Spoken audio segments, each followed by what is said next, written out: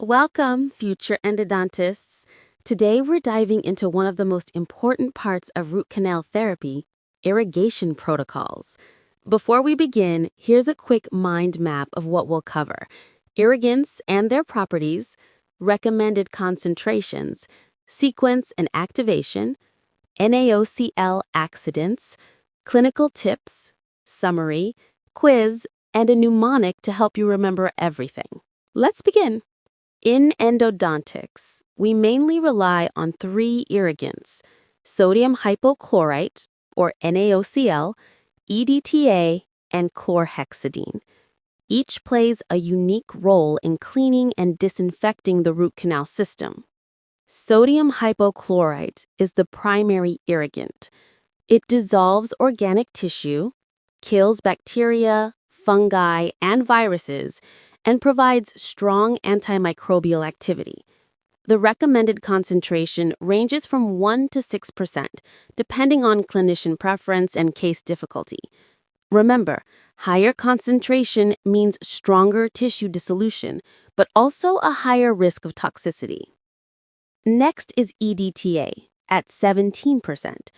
EDTA removes the smear layer, which blocks dentinal tubules and reduces penetration of irrigants and sealers. It works by chelating calcium ions and opening the dentinal tubules. EDTA is used mainly as a final rinse, not throughout the procedure. Chlorhexidine, usually at 2%, offers excellent antimicrobial substantivity, meaning it continues killing bacteria for hours. However, chlorhexidine must never be mixed with sodium hypochlorite because together they form a harmful brown precipitate called PCA. Now, let's talk about NaOCl accidents. Although rare, they can be serious.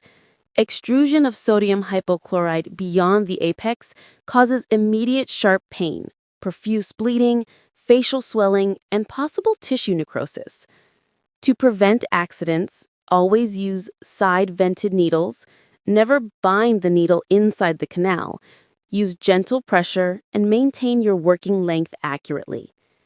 If an accident occurs, stop treatment, irrigate with saline, apply cold compresses for the first 24 hours, followed by warm compresses, prescribe analgesics and antibiotics, and monitor the patient closely. To enhance the effectiveness of your irrigants, activate them. Irrigant activation improves penetration, biofilm disruption, debris removal, and cleaning of fins and isthmuses. You can use sonic activation, ultrasonic activation, manual dynamic agitation, or laser activation. Let's summarize. Sodium hypochlorite dissolves tissue and disinfects. 17% EDTA removes the smear layer. 2% chlorhexidine provides substantivity, but should never be mixed with NaOCl. Activation significantly improves cleaning, and NaOCl accidents can be prevented with correct technique. Now, a quick quiz. Question 1. Which irrigant dissolves organic tissue? A. EDTA, B. CHX, or C. NaOCl? Question 2. What concentration is recommended for EDTA? A. 5%, B. 17%, or C. 2%? Question 3. What happens if NaOCl and CHX mix? A. No reaction, B. Smear layer formation, or C. Brown PCA precipitate? Question 4.